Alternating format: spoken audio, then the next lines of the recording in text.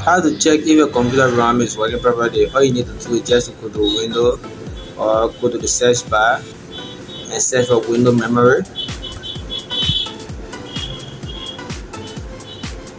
And when you see Windows Memory, right click on it and run it as administrator.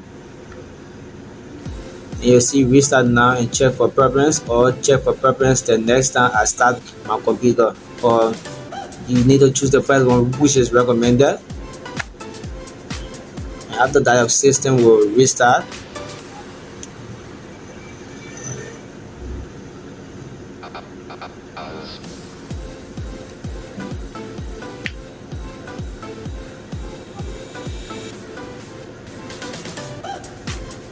Then now you can see that the computer is checking, running the